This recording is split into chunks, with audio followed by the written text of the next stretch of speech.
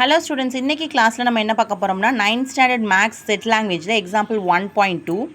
So write the set of letters of the following words in roster form.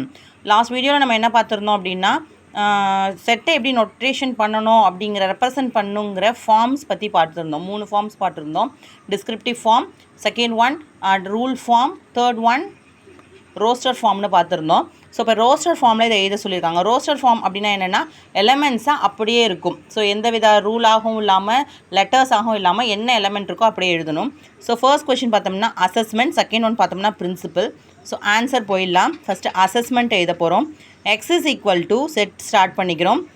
A first element எழுதிடுறோம், second element S எழுதிடுறோம், third element பார்த்தோம்னா S A இருக்குது. So ஏன்னா நம்ம ஒரே letter திரும்ப திரும்ப வரும்போது அதை எழுதணுங்கிற அவசியம் இல்லை, ஒரு தடவை எழுதுனா போதுமானது செட்டை பொறுத்த வரைக்கும். ஸோ அப்போ எஸ்ஸை விட்டுட்டு இ அடுத்த எலமெண்ட் எழுதிடுறோம். ஸோ அகெயின் 2 எஸ் வந்திருக்கு, அதை எழுதணும்னு அவசியம் இல்லை. ஸோ நெக்ஸ்ட்டு எம் எழுதிடுறோம், திரும்ப இ வந்திருக்கு, இ எழுதணும்னு அவசியம் இல்லை, என் எழுதுகிறோம், டி எழுதுகிறோம். ஸோ அப்போ அசஸ்மெண்ட் அப்படிங்கிற வேர்டை நம்ம எப்படி எழுதுகிறோம்னா X is equal to set form பண்ணிட்டு ASEMNT அப்படின்னு எழுதுகிறோம். ஸோ செகண்ட் கொஷின் பார்த்தோன்னா பிரின்சிபல்.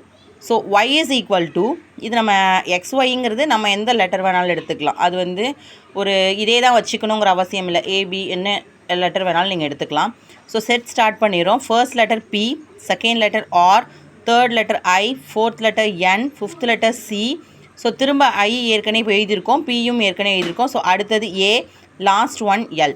ஸோ இப்போ இதுக்கான y is equal to PRINCAL அப்படிங்கிறது தான் இதுக்கான ஆன்சர். தேங்க்யூ ஃபார் வாட்சிங் மை வீடியோ.